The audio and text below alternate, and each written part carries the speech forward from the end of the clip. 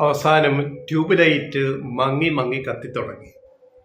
ഈ രാഹുൽ ഗാന്ധിയെ ഞങ്ങളൊരു ട്യൂബ് ലൈറ്റിനോടാണ് ഉപമിക്കാൻ ഉദ്ദേശിക്കുന്നത്. കാരണം ഇപ്പം എല്ലാം LED ബൾബാണ്, പെട്ടെന്ന് ഞെക്കിയ അപ്പോൾ കത്തും, സ്വിച്ചിട്ട അപ്പോൾ കത്തും.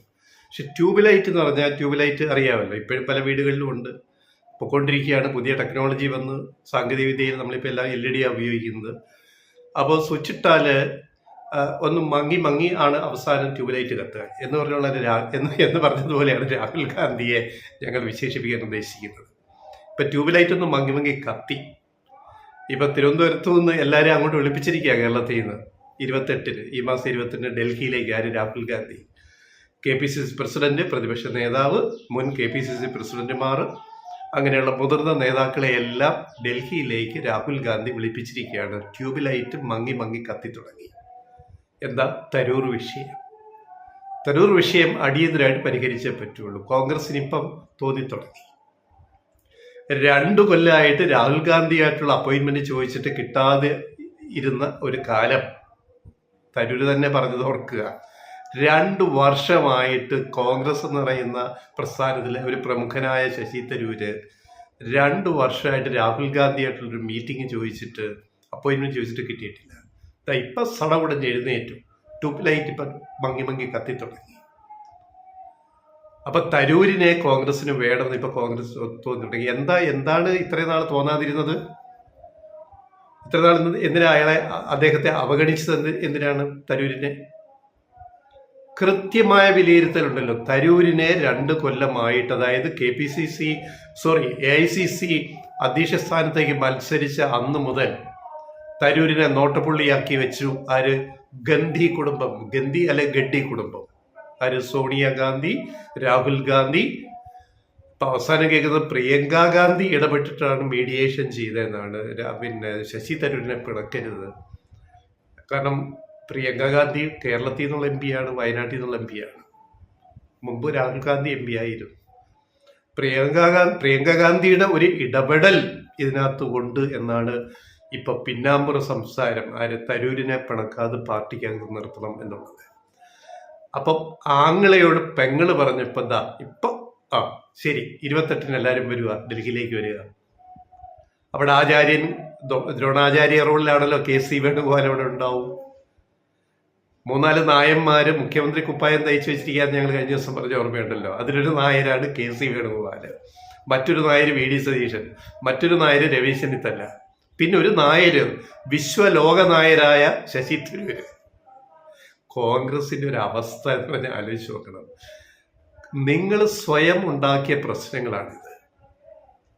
ഇപ്പൊ എന്താ തരൂരിനെ വേണമെന്ന് തോന്നുന്നത്? ഈ 2 കൊല്ലം എന്തിനാണ് തരൂരിനെ അവഗണിച്ചത്? അപ്പൊ 28-ന് ഡൽഹിയിലെ മീറ്റിംഗ് കഴിഞ്ഞാൽ എന്ത് സംഭവിക്കും? സംഭവിക്കാൻ പോകുന്നത് ഞങ്ങൾ പറയാം. തരൂരിനെ അക്കോമഡേറ്റ് ചെയ്യും. ഇതാണ് സംഭവിക്കാൻ പോകുന്നത്. തരൂരിനെ അക്കോമഡേറ്റ് ചെയ്യും. അക്കോമഡേറ്റ് എന്ന് പറഞ്ഞു കഴിഞ്ഞാൽ പാർട്ടിക്കകത്ത് തന്നെ നിലനിർത്താനുള്ള ചില ഉപായങ്ങൾ അവിടെ വർക്കൗട്ട് ചെയ്യും. കാരണം തരൂരിനെ ആവശ്യമുണ്ട് പാർട്ടിക്ക്. തദ്ദേശ സ്വയംഭരണ തെരഞ്ഞെടുപ്പ് 6 മാസം ആകുമ്പോൾ അത് നടക്കാൻ പോകും. പിന്നെ അടുത്ത കൊല്ലം അസംബ്ലി തെരഞ്ഞെടുപ്പ്. തരൂരിനെ വെറുപ്പിച്ചാൽ കേരളത്തിലെ യുവജനങ്ങൾ ഉൾപ്പെടെ LDFന് അനുകൂലമായി, അല്ലെ കോൺഗ്രസിന് UDFനെതിരായി വോട്ട് ചെയ്യുമെന്ന് ഇപ്പോൾ ഒരു ബോധോദയം വന്നു. അതാണ് ട്യൂബ് ലൈറ്റ് വൈകി കത്തുന്നത്. രാഹുൽ ഗാന്ധി എന്ന് പറഞ്ഞ ട്യൂബ് ലൈറ്റ് വൈകി കത്തിയതാണ്. ഇനിയും സമയമുണ്ട്.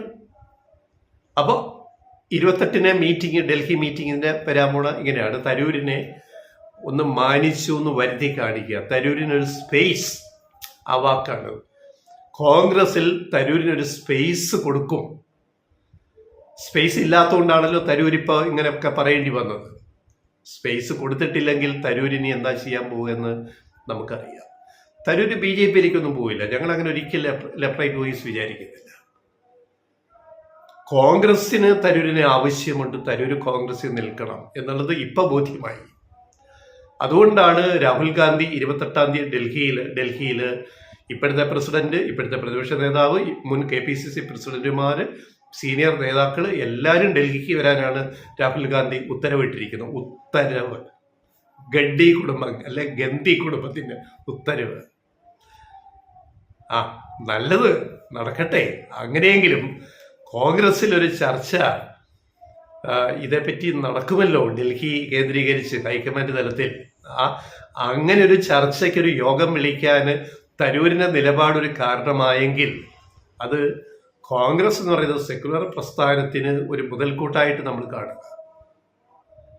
അപ്പോൾ ഈ മീറ്റിംഗ് കഴിയട്ടെ, അപ്പോൾ വരാൻ പോണ ഇങ്ങനെയായിരിക്കും. തരൂരിന് ഒരു സ്പേസ് കൊടുക്കുക, തരൂരിനെ പിണക്കാൻ പാടില്ല എന്ന നിലപാടിലേക്ക് ഹൈക്കമാൻഡ് എത്തിക്കഴിഞ്ഞു. കഴിഞ്ഞ ദിവസം കേരളത്തിലെ കോൺഗ്രസ് നേതാക്കൾ ഓരോരുത്തരും പറയുന്ന വാചകങ്ങളിൽ ഒരു കരുതലുണ്ട്. ശശി തരൂരിനെതിരെ ഒരാളും കമാന്ന് മിണ്ടുന്നില്ല. മുമ്പ് മിണ്ടിയ കുറേ ആൾക്കാരുണ്ടല്ലോ ഇവിടുത്തെ കോൺഗ്രസ് നേതാക്കൾ. എന്താ ഇപ്പോൾ തരൂരിനെതിരെ ഒരു കമാന്നൊരക്ഷരവും പറയാത്തത്? ഹൈക്കമാൻഡ് വിലക്കി നാക്ക് പൂട്ടിട്ട് വെച്ചു. തരൂരിനെതിരെ സംസാരിക്കരുത്, പ്രശ്നങ്ങളുണ്ട്, പരിഹരിക്കാം, നോക്കാം. അതിൻ്റെ ഭാഗമായിട്ടാണ് ഇപ്പോൾ 28-ന് രാഹുൽ ഗാന്ധി മീറ്റിംഗ് വിളിച്ചിരിക്കുന്നത്. 2 കൊല്ലം അദ്ദേഹത്തെ അവഗണിച്ചതിൻ്റെ ബാക്കിയാണ് ഇപ്പോൾ ഇനിയിപ്പോൾ അനുഭവിക്കാൻ പോകുന്നത്. ഇപ്പം തിരിച്ചറിഞ്ഞല്ലോ, രാഹുൽ ഗാന്ധിക്ക് മനസ്സിലായി ഇതിങ്ങനെ പോയാൽ പറ്റില്ല. അതിന് പെങ്ങളൂട്ടി പറഞ്ഞു കൊടുക്കണമായിരുന്നു. പ്രിയങ്ക രാഹുലിനെ ഉപദേശിക്കണം. അവരിപ്പോൾ ഇടപെട്ടു, പ്രിയങ്ക ഇടപെട്ടിട്ടാണ് ഈ മീറ്റിംഗ് വിളിച്ചിരിക്കുന്നത്. പ്രിയങ്ക കാര്യങ്ങൾ തീരുമാനിക്കും. രാഹുൽ ഒരു ട്യൂബ്ലൈറ്റാണ്, അതായത് വളരെ മങ്ങി കത്തുന്ന, വൈകി കത്തുന്ന ഒരു ട്യൂബ്ലൈറ്റാണ് രാഹുൽ ഗാന്ധി എന്ന് ഇപ്പം തന്നെ ആൾക്കാർക്കൊക്കെ ബോധ്യമാവുന്നുണ്ട്. ഈ മനുഷ്യൻ എങ്ങനെയാണ് ഇന്ത്യയെ നയിക്കാൻ പറ്റുക? ഒരു ലീഡർഷിപ്പ് ക്വാളിറ്റി വേണ്ടേ? പിന്നെ തരൂരിനുള്ള അസൂയ, തരൂരിനെ അങ്ങനെ അങ്ങ് കയറൂരി വിട്ടാൽ അങ്ങേരങ്ങ് പിന്നെ ലൈം ലൈറ്റ് വരും, അങ്ങേര് എല്ലാം കൈയടക്കും എന്നുള്ള പേടി. അപ്പോൾ രാഹുൽ ഗാന്ധി എന്തിനാണ് ശശി തരൂരിനെ ഭയപ്പെടുന്നത്?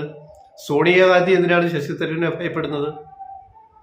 ഭയപ്പെടുന്നവന് ഭാവിയില്ല, അതാണ് അതിൻ്റെ യാഥാർത്ഥ്യം. അതിപ്പോൾ തിരിച്ചറിയുന്നുണ്ട്. എന്നാലും 28-ലെ മീറ്റിംഗ് കഴിയട്ടെ, ബാക്കി നമുക്കത് കഴിഞ്ഞിട്ടും നമുക്ക് ബാക്കി കാര്യങ്ങൾ പറയാം.